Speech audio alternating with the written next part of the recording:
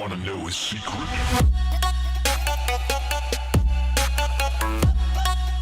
Hey guys, what's up? It's me, Starter from the Tech Feed, and welcome to another episode of the Coding of the Interwebs. And last episode we left off with this. We had a simple form that we made like this, and now we'll be learning how to do stuff with it. So what we'll be doing is we'll be deleting most of the stuff, right? And let's get rid of our text area, because we don't need that. And let's just say that we're making a simple sign-in form, so we don't need this one either. This one, which is the text, we can keep this one. Let's keep this one, but let's move it to the line above. So move it here, and we can get rid of this button and checkbox because it's going to be like a sign-in form. And then we'll have a submit button at the bottom to submit, and we'll delete the value here. Now we're going to be learning about one more tag today. It's called the label tag. So if you type in label tab, and it will say for. This for tells it which name it'll be attached to. So let's say username. Username. And here underneath name, we can change this to username, right? And that's how we'll do it, right? And here underneath here, we can type in what we want to label it as. So you can say username colon. So this is going to be the text that's displayed. Now if you refresh here, resend. So you'll see here now there's a username thing over here. And it's attached to here, and there's some cool things that you can do with, but we won't be getting into that right now. And let's create another one here. We'll call this one password. Right, and here we'll make another label, this time for the password, right? Label for our password. And if you're wondering how I'm automatically autocompleting these, if you just hit tab, it'll autocomplete if you are using Atom, and I should have installed Atom on the first episode. And also, if you're wondering how we're going to be using PHP, we set up XAMPP or XAMPP in an earlier episode, so you should go back and watch those if you haven't already. So we go in and we put in password colon, and here that will be here for this one, and resend, right? So here we have our password part, and here let's just name the submit button submit. Okay, so this is a really nice easy form to make, right? So basically just username, password, and submit, right? So now we need to actually learn how to handle this, right? So today we'll actually be dealing with these two attributes of the form. So this action, watermelon.php, this tells you on which web page you'll be processing the data that comes out of this form. So here we're going to be doing watermelon.php, or the PHP file we're in right now, and our method will be post, and I'll tell you guys a little bit about that now. So $_get, if you have $_get, or if you, I'll tell you guys why it's called $_get a little while ago. In a few minutes. But if you just put in get here, and I will refresh my browser, resend, and I'll type in some information here, right? And I'll hit submit. And no, we not want to remember it, but here you can see it says up here it says question mark username equals and password equals, and you don't exactly want and percent submit equals submit, right? So you do not want to be using this for basically you do not want to use this if you're using a secure form like login. But this is, however, useful for for example, if you have another page on your website and you want to send some data to a different page, and you can use this question mark, and you can put the variable name and the equals and then a value, and percent another variable equals a value, so on and so forth, right? And this is pretty useful, but for most forms, almost always you'll want to use post.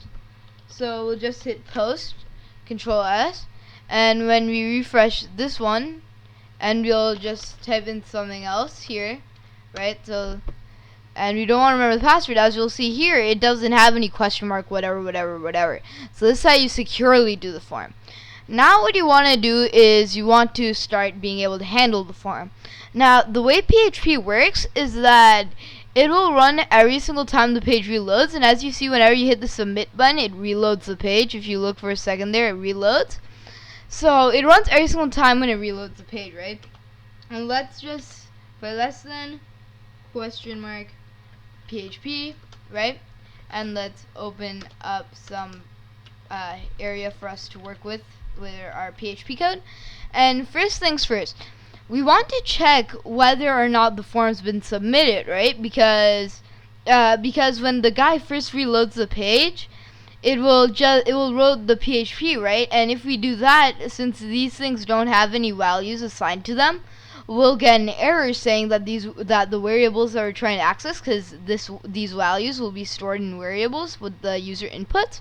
So we'll be getting errors saying that these variables have not been declared for set, right? So what we need to do is we need to make an if statement here. If, well, that's the other kind of if, but you can do if, and if you can use this, it's called is_set, and here you put in parentheses, and here you can put in a variable name. Now when you're working with when you're working with post, you can do it using this syntax: $, and then all caps post, and then caps lock end, and then inside of square brackets and inside of quotes inside the square brackets you put in the name, this name that you assigned right here. So you can put in this name. So a cool trick that you can use is just you can select this name here for your submit button, and it will consider, and that's an easy way to check whether or not if the form was submitted. Now yeah, you'll have to go through and see if everything else was not empty and that kind of stuff, but for right now we'll just be checking if we have submitted this. Okay, so now inside of our code, if it's submitted, let's just do this. Okay, so now that we know that it's been submitted, we can just hit echo. And well, first what you usually do is you want to create two variables here, one for your username, and you can set that equal to $_post. And if you're using get here, or if you're redirecting to another page with using the variables inside the URL, you can just you can use $_get, and the rest of the syntax is the exact same. Quotes, and inside of here we'll put in username. How come I keep on making that typo? But yeah, so you can do that, right?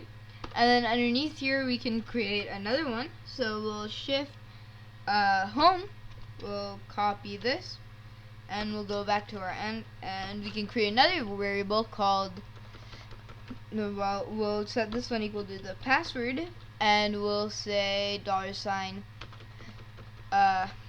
$password, right? So if we refresh here, we shouldn't be getting any errors, right? And PHP, unlike HTML, if you use a tag that doesn't exist, HTML won't give you any errors, but PHP on the other hand does. So what you can do is, let's just say echo, which I'll put something on the screen as we have covered earlier. You can do username, right?